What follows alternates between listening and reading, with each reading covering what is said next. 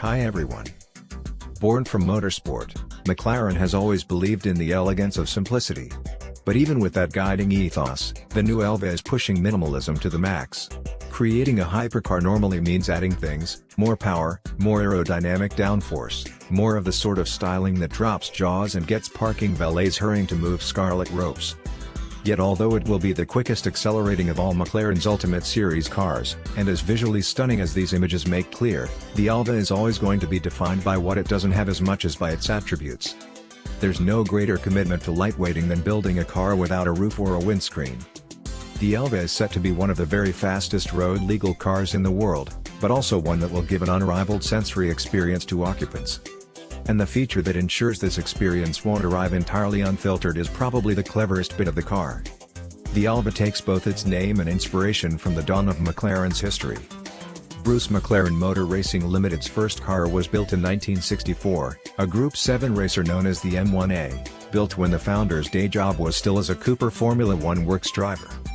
The M1A made an immediate splash on its competition debut at the Canadian Grand Prix, denied victory by a broken throttle linkage but fast enough to see Bruce break the lap record no fewer than 7 times. Affluent privateers were clamoring to buy one, but with just 7 employees, the team could barely build its own cars, let alone customer ones. Which is where Elva came in, a small sports car maker that was commissioned to build a run of M1A replicas, 24 of the McLaren Elva Mk1 being produced. Built with a clarity of purpose, the Elva introduces a philosophy McLaren calls blurred boundaries, in which there is no demarcation between exterior and interior. The exterior flows into the cabin, with the upper edge of the carbon fiber doors folding over and continuing inside the car. Acceleration will be even more impressive given what sits on both sides of the Elva's power-to-weight balance. Under the rear clamshell is a 4.0-liter twin-turbocharged V8 capable of producing a peak of 804 horsepower, 815 PS. The combination of an ultralight monocell core structure, entirely carbon fiber bodywork and a complete lack of extraneous mass means the Elva is set to weigh just 1,128 kilograms, lightest weight, even less than the McLaren Senna, which tips the scales at 1,198 kilograms. Small wonder it will be capable of blasting from 0 to 124 miles per hour, 0 to 200 kilometers per hour, in just 6.7 seconds, a tenth inside the mighty McLaren Senna. Despite the brutality of those numbers, McLaren has been determined from the beginning of the project that the Elva has to be usable. The lack of a roof means it is designed for use in temperate regions and milder months. The really clever bit is what McLaren describes as the Active Air Management System, AAMS. Virtual windscreen might be a pithier way to sum it up.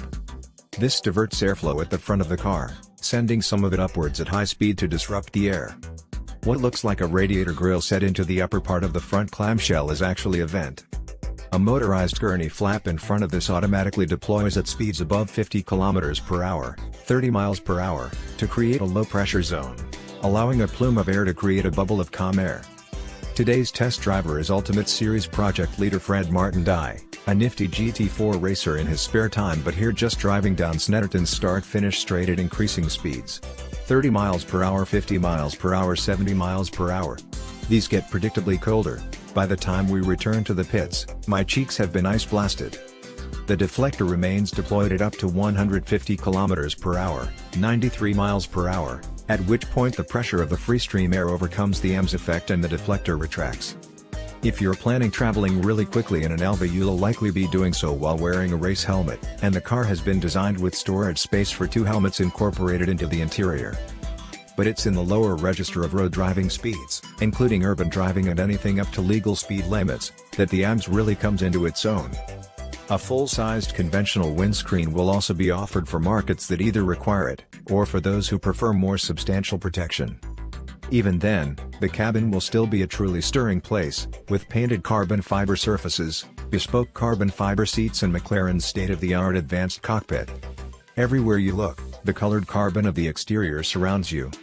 Ultimately, however, it's the sensation of traveling while being shielded by nothing more than thin air that challenges the senses.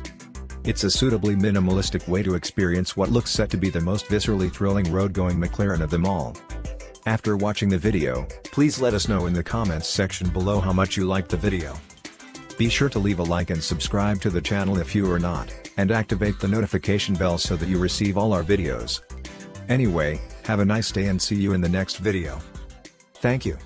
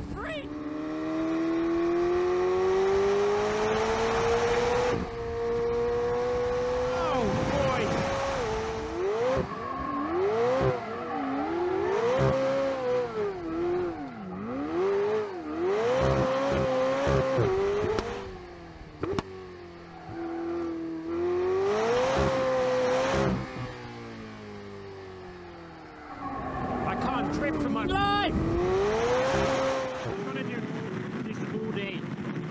I'm just not gonna pit until I run out of fuel.